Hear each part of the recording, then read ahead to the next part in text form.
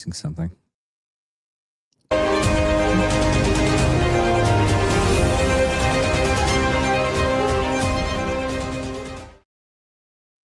Welcome, Angry Faithful, to the Friday What the Hell episode where we talk political banter and stuff that happened during the week that everybody's talking about, including us, apparently. One of the big things, Bill, we basically get to do what we want in Greenland now, huh?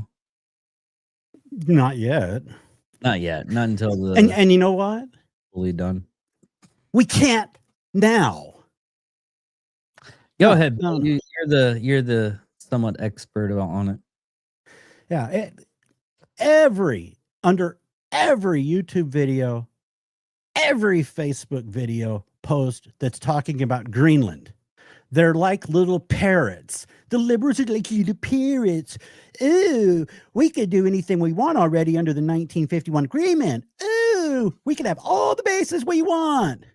And then the latest one is, yeah, all Trump is doing is create an agreement that's exactly like 1951, and then he's going to say it's his. No, we can't. In addition to the 1951 agreement, there was an amendment in 2004. The amendment in 2004 limits us to one base without all kinds of additional approvals. And then in 2009, they had a self-government act that kind of began to give them a little independence from Denmark, but not quite. It gave them, and that added to the 1951 agreement also. Between the two of them, we can't do dick without their approval. Lots of approvals. And I'll just go into some of them. I'll go into some of them and then go into how they'll slow it down. I'm going to be reading some of this because I've got like 60 pages of details, and I'm not going to read 60 pages, but I'm going to look for the summaries. And my question was, would the 2004 amendment require additional approvals? Yes, it introduced several new layers of consultation, environmental oversight, and local approvals. So to do anything in Greenland, it would require mandatory consultation. The U.S. is now explicitly required to consult with and inform both Danish and Greenlandic governments before making any significant changes. An environmental subcommittee, they actually have a party that's the environmental party over there. Oh. So you have to have an environmental subcommittee that was established to regularly address pollution and nature. It wasn't formally managed in the 1951 pact. Let me skip down to the actual approvals that would be required. This is if we wanted to expand our base, put a new base in, or a strategic outpost that would be for like missile defense batteries. And I've got details into the Golden Dome, how it will defend against missiles, drones, underwater threats. It's multiple layered.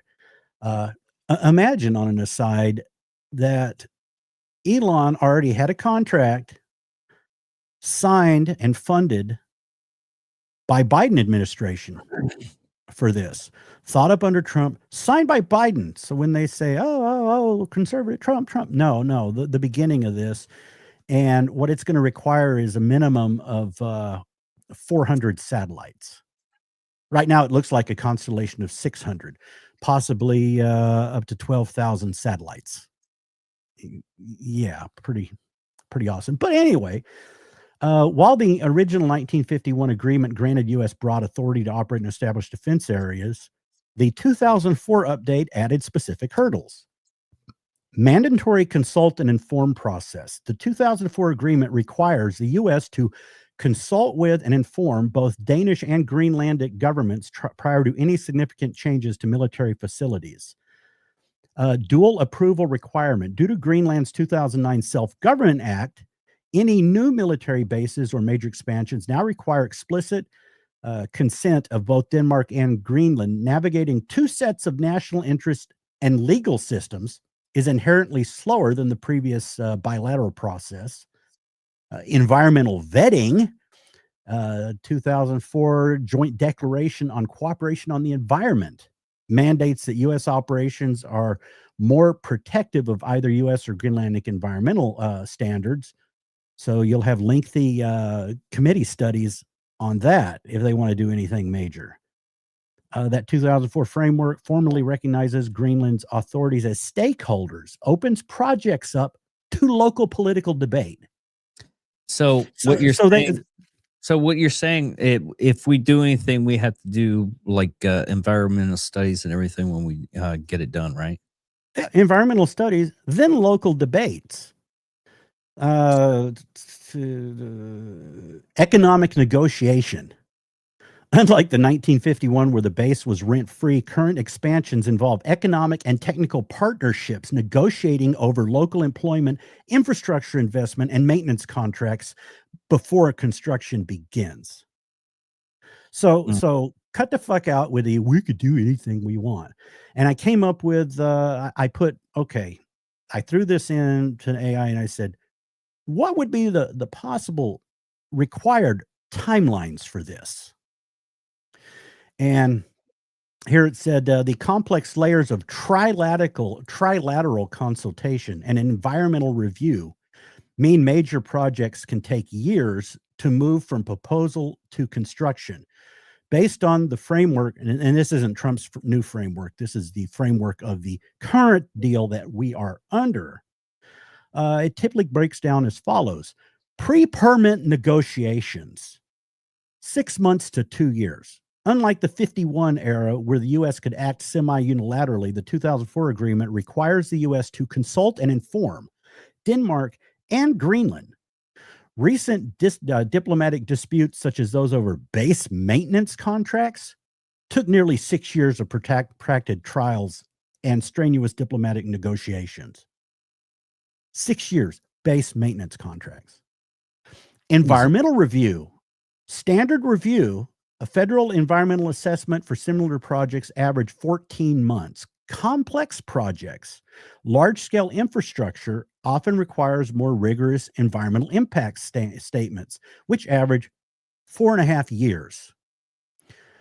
Greenland specifics, the current framework requires adherence to the more protective of either U.S. or Greenlandic standards, which can add time if local Greenlandic authorities require additional site-specific data on fragile Arctic ecosystems.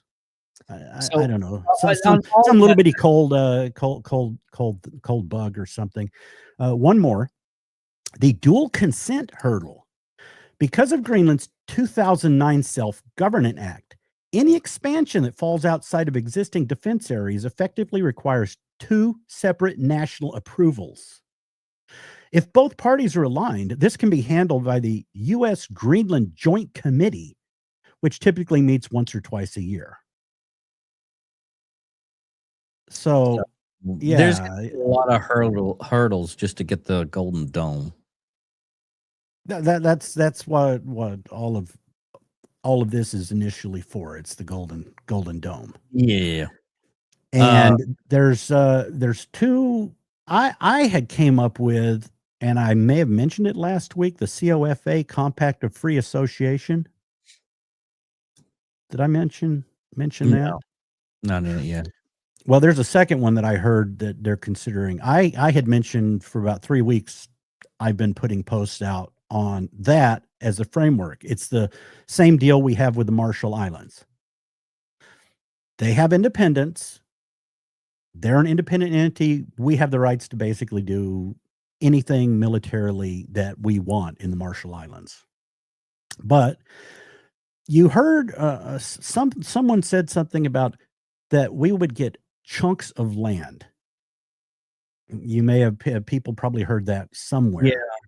Now, Trump came back and said no, but on the news today that the chunks of land is called a sovereign base area. And Yeah. it's like an agreement that the UK has with Cyprus.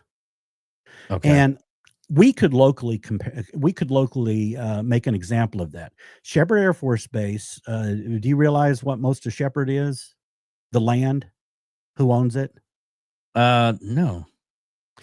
When a It's fed- base, in general, they want to put a base there, that piece of land actually secedes from the state. yeah, it's federal property. It's the reason why I can't bring a firearm onto that base because it's considered federal property. But on the base, you will notice that there are also Wichita Falls police. They are allowed. Okay, Wichita Falls police are allowed onto that base, depending on The area. uh not area, depending on one it is a little bit in the area, and two if local police are needed for an investigation. Well, not all of that base is federal. Not all of that base seceded from the state. They did an expansion of the runway. And when they expanded the runway, they didn't do the secession, they did a 99-year lease. So Mm. part of the base falls under state regulations, not federal. So actually, if you work in that location, Texas right to work law applies to you. Ew. Yeah, that's how I fought. I fought the union based on that because I had a friend who was a military police when I worked on the flight line, and I saw the Wichita police out there, and I asked him, I said, "What is the deal with that?" And he says, "Here," and he pulls out this little map he carried with him, and it was a map showing the locations of the base that were on the lease and the part that was actually owned by the government. Oh, nice. And then when I started talking about fighting the union, he went, "Oh, they took all those maps from us. I can't show you those anymore." Ah, So I went down to the plat office I was going to try to figure out how to use the plat things where you pull out the big drop down of the land. And I said, "Yeah, I've never been here before. I'm doing this and yeah, I need to learn this." "Oh, okay. Let me see." "Yeah, I'm trying to fight a union." "Figure it out yourself." They walked out and closed the door. oh wow. So yeah, that's the state of unions. But that's the same concept of what Cyprus had done with the British. The British took pieces of the land for themselves. But in the interview with the current head of Greenland yesterday, he said no one's going to take chunks of our land. So while on the news today, one of the analysts said, "Yeah, they're looking at that agreement." No. And the compact of free association would be better for Greenland, but pisses off Denmark because it cuts them out. Hmm. Okay, so the whole deal is Denmark has to keep paying the population of Greenland $600 million per year. U.S. gets sovereignty over whichever part we want for U.S. Military base. USA gets mineral rights. China and Russia are not allowed in Greenland, and the total cost is zero. So, also, this hit today.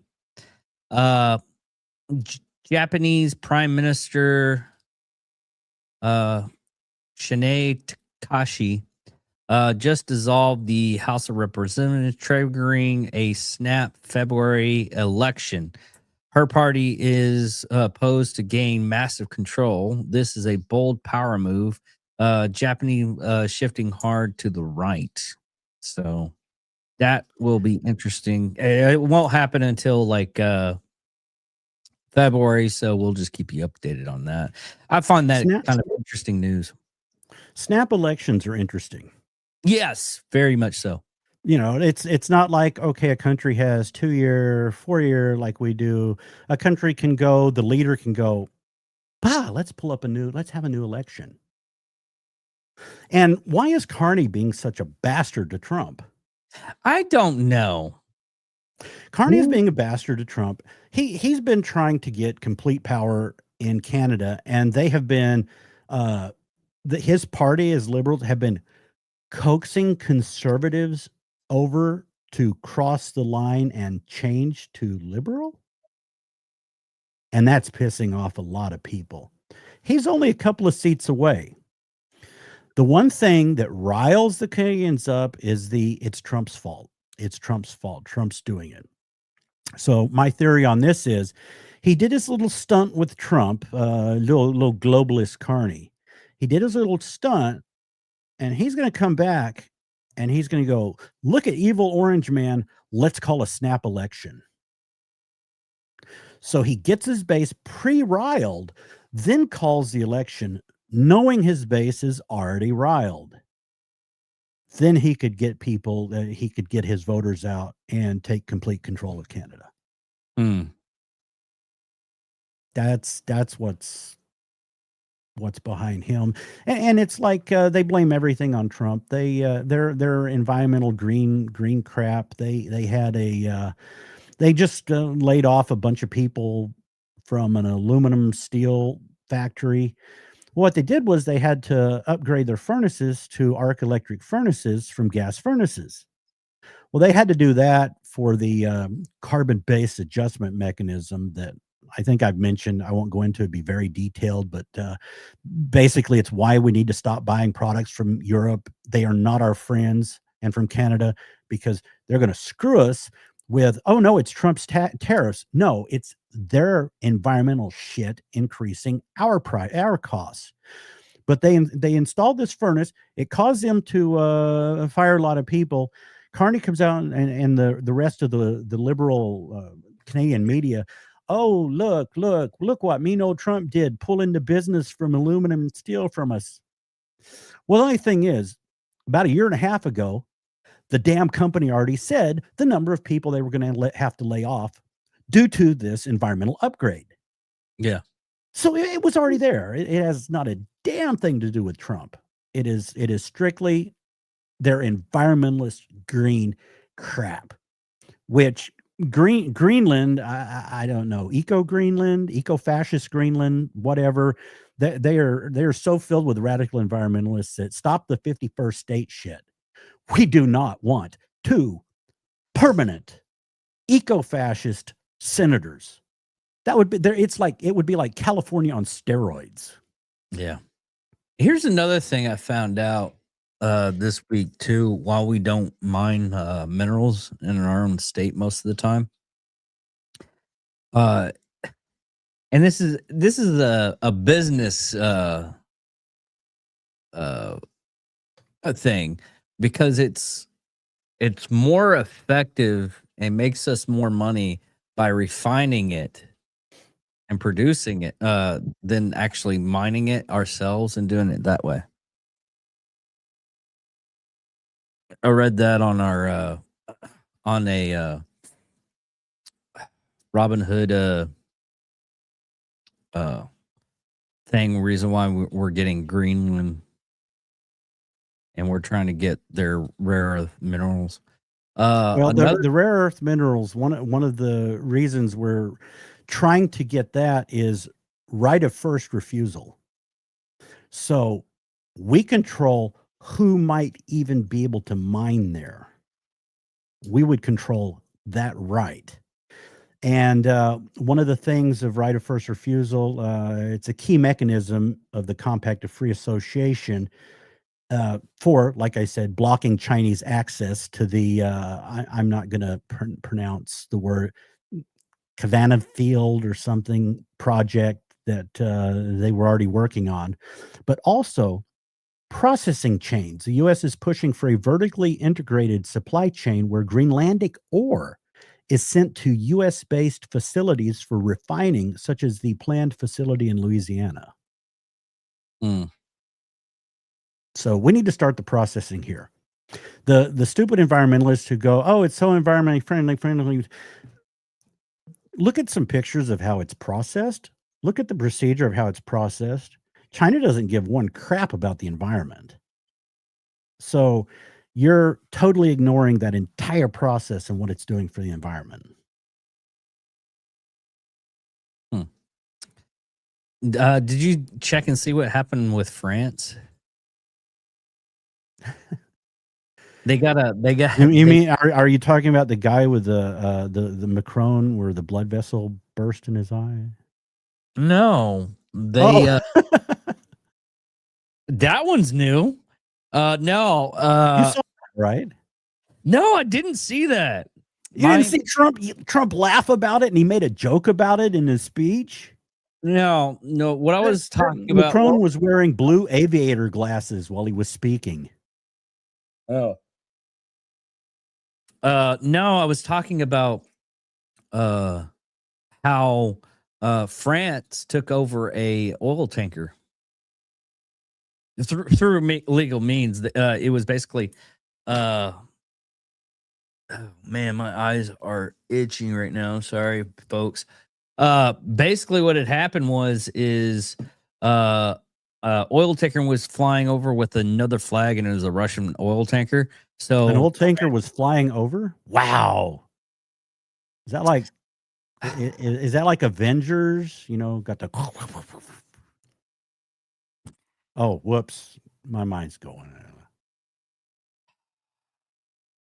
Williams humor segment. Yes. No, it was going through, really fast. Yes, it was flying. Going really fast.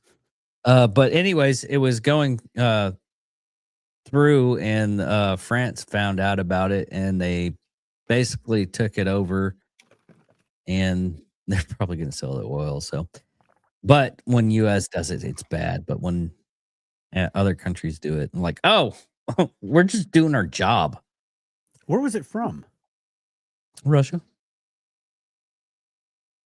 Well, was it like the latest, the last one, or most recent that was a Venezuelan tanker that threw a Russian flag on it? Where was it from? Was it going to Russia or? Hold on. Let me pull up the full article.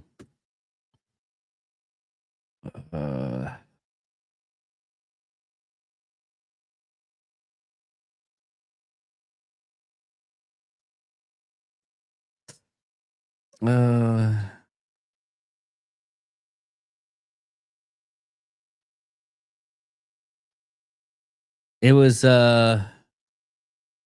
Mediterranean cells. So the cells were from okay. France Navy intercepts an oil tanker in the Mediterranean sailing from Russia. France Navy worked with intelligence provided by the United Kingdom on Thursday, intercepting an oil tanker in the Mediterranean Sea that was traveling from Russia. Its mission target, the sanctioned Russian Shadow Fleet, official says. French maritime authorities from Mediterranean said the ship, the Grinch, that is literally the name of the ship, is suspected operating with a false flag. The French Navy is escorting the ship to anchor for more checks. The statement says the tanker departed from the city of Murmansk in northern Russia, it said, and oil revenue is a key part of Russian economy, allowing President Vladimir can't say his freaking name. Say it, Bill, for me. Putin. To pour money into the war effort against Ukraine without worsening inflation for everyday people and avoiding a currency collapse. France and other countries have vowed to crack down on the sanction busting shadow fleet of oil tankers, which experts estimate numbers over 400 ships. They are also trying to secure deals with flag carrying countries to make it easier to board the vessel. Russia is using what is described as a shadow fleet. We talked about this last week. We determined to uphold international law and to ensure effective enforcement of sanctions. French President what's his name? Macron.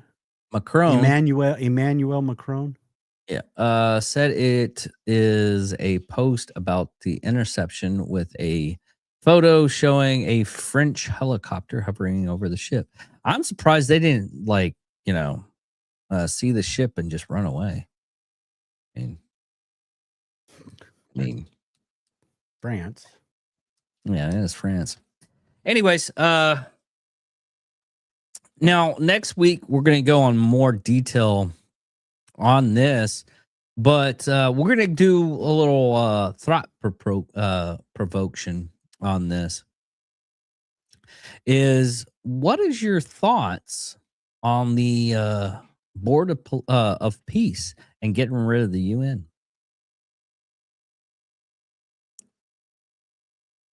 Bill? Oh, you're directing that to me. I thought you were directing that to our vast audience, wanting some input. Hey guys, come on, input. Well, the people that are listening to us, it made the first thing it made me think of is Independence Day. Really? I don't know why that flashed into my head when he looks at the alien and he's about to launch the missile and they're caught. They think they're going to die and he launches it and Will Smith goes, "Peace." I heard Board of Peace and it made me want to watch Independence Day. Really? Yeah, it did. And no, it wasn't some last minute deal cooked up by Trump. It was in the 20-point peace plan with Gaza that 35 nations signed onto. So it was there. It wasn't anything new. I was wondering why most of the people that are on that board were around Middle Eastern areas. I really did. I was like, man, he got all those Middle Eastern people to. It was just that was my main thought on that was he got a lot of Middle Eastern people that usually don't talk to each other all too well. I guess it's a start. Part of his Abraham Accords. And that kind of led up to him being able to do the Gaza peace deal. But one of the things that it does is Trump is going to pocket the money and build a new casino on Greenland. Oh, no. There's a lot of approvals. It's going to go into a bank and it's going to require a lot of approvals and there's a lot of audits. And that's a little bit further down. This is the casino on the Gaza Strip. Oh, that one. Yeah. Oh, yeah, that's the one. But I don't know. I wonder if he's going to use the board of. Is he going to use the Board of Peace money for it? So he doesn't even have to. I don't. We say this now. Then someone watches this episode and gets to this part, or it gets clipped in, and I make the clip and I put it up. And people start believing that bullshit. It was like, Trump's making a casino on the Gaza Strip and he's using money from the Board of Peace. The algorithm's gonna. Oh man, I'm almost laughing myself into passing out. Dude, that's gonna be an auto clip. I'm going to your house after this, and I'm like, you did this. You did this. You better preview the auto clips. That'd be so hilarious. Golden Dome? No, for the Golden High Rollers. Yeah. Which I But wouldn't mind. anyway, the money is going to be used for the first usage of the money. Now, it's not going to be all used for it. It's going to be for the reconstruction of Gaza. And that way you won't have to pull as much money from the American taxpayers for the rebuild Gaza effort. Which that place is needing it really bad. But here's another thing that happened because Russia was invited for it, and this is what Vladimir Putin has to say about it. We could contribute $1 billion to the Board of Peace from the frozen assets assets frozen by the previous administration, and the remaining funds from the funds frozen in the United States could be used to rebuild territories that suffered during hostilities. Once we sign a peace deal between Russia, we could. So basically, he's wanting to use the frozen assets, which Ursula von der Leyen probably shit her pants on that one. a lot of countries probably did that because a lot of she's the head of the EU, and she's the one that directed them setting it up where they. I think we've gone into it before, but I'll refresh people's memories. It was either last week, or the week before that, and we got to hurry up. We only got like 9 minutes for this episode. But yeah, they already spent that money, didn't they? No, they spent the interest on it. What they did was they had their banking system take out loans backed by the money that they don't have access to. Oh, they because of the EU charter and all of that, and no one would trust them, they couldn't just spend the money. So, but they needed money to fund their garbage because they can't, they got to keep fighting. The war can't end. Now, if the war ends and he gets the money back, their whole banking system collapses. Businesses aren't going to trust him. They're going to leave Europe because they've borrowed money again, big sums of money against something that they don't have the rights to. See, what they now, this is just me thinking as I'm not an economist, I'm not anything like that. What they should have done is put into an account where it gets like a whole crap load of interest, which they did. Okay. Yeah. And they're confiscating and spending the interest. That is the stupidest thing you could possibly do. Is spend in their technicality, they're like, okay, we don't have the rights to the root amount, but hey, we'll put it somewhere to make interest, and we can take the interest by our charter. That's not taking someone's money, just spending the interest. So they were fine with that. It's this latest crap that they did recently where they took the big loan backed by it. And then after the loan backed by it, Trump came out. In fact, this is how it came out that they had done that. Trump said, we need to make a deal with Ukraine, and part of the deal should be Putin gets his money back. It's because Trump knew what they had just done. Yeah. And he highlighted it with that so they would go, oh, shit.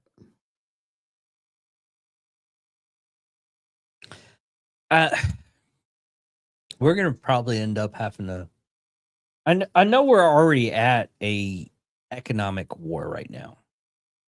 I mean, as soon as Trump went into office, he went all ham with it, which some of it I agree with, some of it I don't. It's just I'm not fully. I know what's happening, like with the whole Greenland thing. He was screaming out, "I'm going to take it. We're getting Greenland no matter what." And we're doing XYZ. I know it was a front.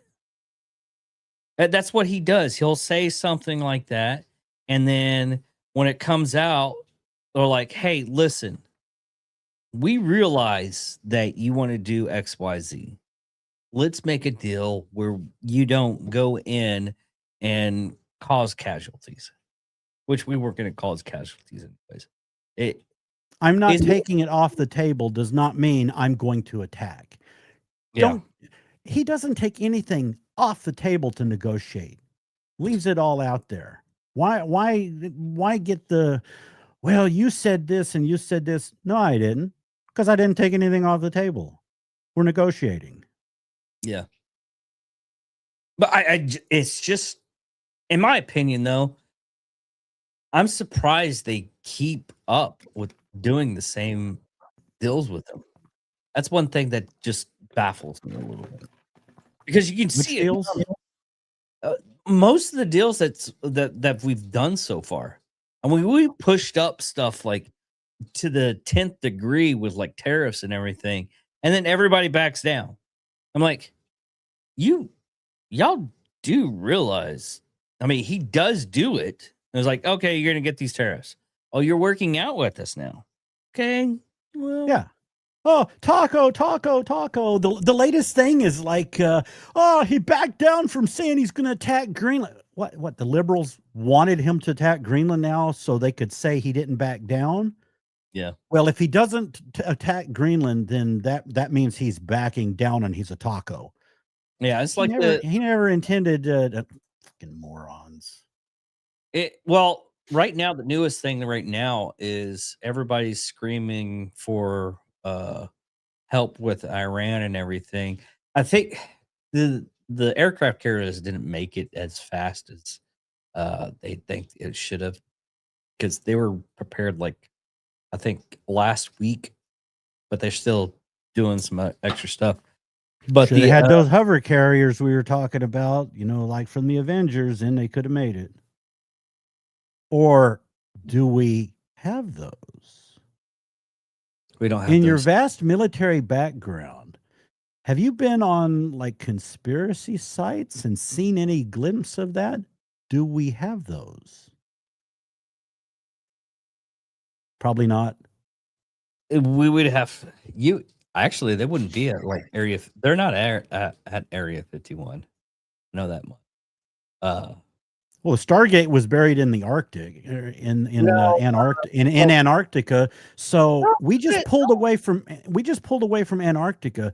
Did we pull away because we've got something there and we don't want people to know we're actually still there? No, the original Stargate was in the desert in Egypt. Yeah, I mean the second, and we had that since 1947. Right? No, yeah, we needed the second gate though. Yeah, because we got our first gate stolen. Oh, one other point I had made last week about Murkowski undermining Trump by going over there at the same time Vance and Rubio was having the meeting with Danish and Greenland diplomats. She went over and had meetings, or she had the same meeting in the same area with the actual president of Greenland and Denmark, the premier or whatever. And then she flew to Copenhagen basically to meet with NATO and undermine Trump. Well, I had to plug in, okay, what did he do now? Trump met with NATO at Davos. And NATO is going, Ruth, the head of NATO, is going, yeah, we need to back Trump in this Greenland thing. So I threw out a question. Let's see. Murkowski went to Copenhagen to undermine Trump's. I had been saying she was undermining his authority and all that. That would be the what is it called? Logan Act. Does it counter what Murkowski did? Is everything with him meeting with the NATO generals? Did it completely counteract them?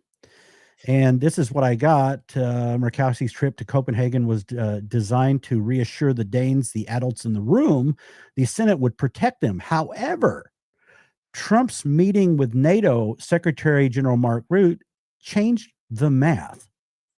The military realism. Once NATO generals saw the specs of the Golden Dome and Starshield integration, they realized this isn't just a real estate whim. It's the only technical answer to Russia's Oreshnik and S-500 systems. The result, by getting the NATO working group established, so he has established a working group, it has moved Greenland from a State Department issue, a State Department diplomatic issue where Murkowski has influence, to a NATO theater requirement where Pentagon and generals have the say. I don't know if that's a good idea, though, with NATO. It's much harder for a senator to undermine a plan that the Supreme Allied Commander for your, well, you got to look at, there's more going on with NATO than most people realize. We already have operations with NATO, with Greenland, and different components that are going to be the Golden Dome. We already have them going on. They're just not in the news. So there's a lot of NATO integration that when I dug into it, it went, oh shit, this is all going to be pieced together. We're even already working with Danish companies on components of the Golden Dome. Yeah, it's very, very, very interesting. And for homework for next week, people should look up Brilliant Pebbles. Brilliant Pebbles. Okay. Brilliant Pebbles. Well, Bill, you're welcome. Until next week. Thank you all for listening. Thank you all for watching. I'm David Dickerman. And I'm Wild William. Yeah, thank you all for watching. Thank you all for listening. Love you guys. Hope to see, listen, show up next week. Just show up. Yeah, and when you do show up, comment, people. We're looking. We're seeing. We'll react. Yeah, we'll react if it's positive. We'll react if it's bullshit. And we get a lot of that. Anyways, thank you all for listening. Love you guys. Later. Peace.